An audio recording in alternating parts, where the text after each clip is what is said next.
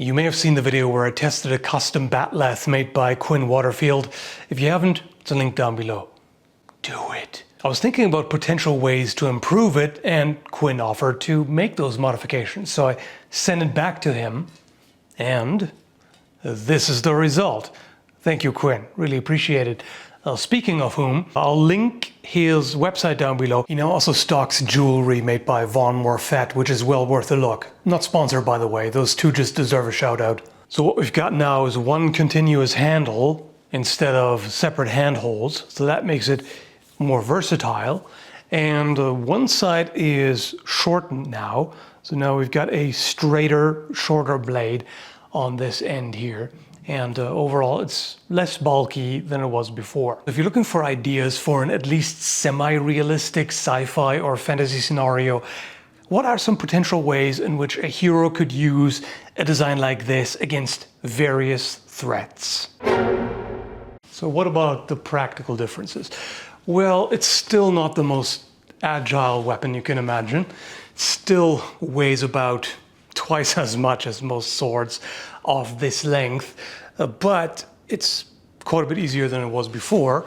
And now I can switch hand position pretty easily. I mean, not as easily as with a polearm, where there's nothing in the way, so I can very quickly and easily switch from left to right side. Here it's not quite as easy because you've got the blade to contend with.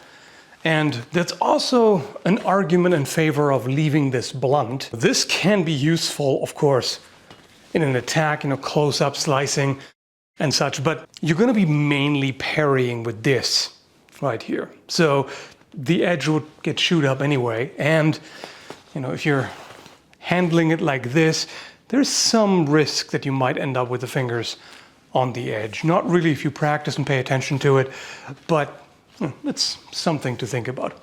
So now, with this, you can either use the full reach and full power by having both hands low, or you can keep them apart and use this more close up, and then both sides are available.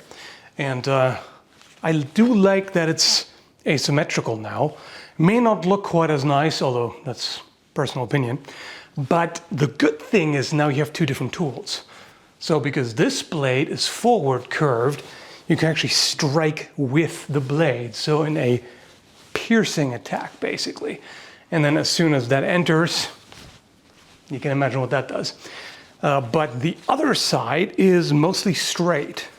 So that allows for use like this, for thrusting. Up close and personal is where this really shines. Of course, it's easier against an unarmed opponent. If I strike here and they defend against that, I already got this other end right here, or vice versa. If I start with this and they catch that, then I can immediately come in with this, which is not quite as powerful, of course, as when holding it low, but you can still drive it with your body. The other side can also be used, and this is where you can make an argument in favor of sharpening the spine as well, making this double-edged, because this way you have that available. Now, striking with this, of course, whether it's blunt or sharp, I mean, it's not going to be fun, of course, particularly to the head. Chill out there, cultist Bob. Speaking of less lethal option, because it's pretty hefty, bonking them with the flat, yeah, that would do the trick too. Why would a Klingon do that? I don't know, but either way, it's an option. There are some situations where having an edge there would make sense. Like say you catch the opponent's blade right in here, force it down, and now you could come straight back up and slice like this. There's a point to these ends. In fact, there's two. So any kind of attack, there's a good chance of catching it in here. And when you do, it can be manipulated pretty well. As soon as I swipe this over to the side, this is automatically coming in. And this curve here basically kind of funnels it in like that.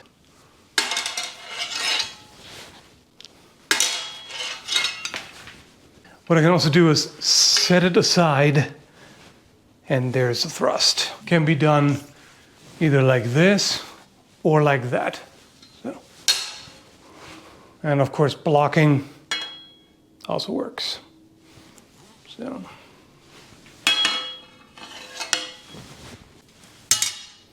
So against particularly powerful attacks, say a downward cut, would of course be good to catch it like this. That, not so good. That would endanger the hands here potentially. So you would save the edge at the risk of your hands, which is not ideal. Also, if I move in at the same time and catch it here, now I've got this to attack the hands with, which would be pretty nasty. There are certainly a number of things you can do here, and plenty of sword techniques actually apply as well. Similar guards, really. You can, feint, come over the other side. You can throw really all angles the same way as you can with a sword. No problem there. I guess even a left side forward cut would work, like that. And of course the sneaky one-handed attack works as well here. You're just kind of slowly moving in. The opponent still thinks that you can't reach them, and then boom, with one hand you get quite a bit more reach. For comparison, if I do it here, I can't reach him, but if I let go, I can.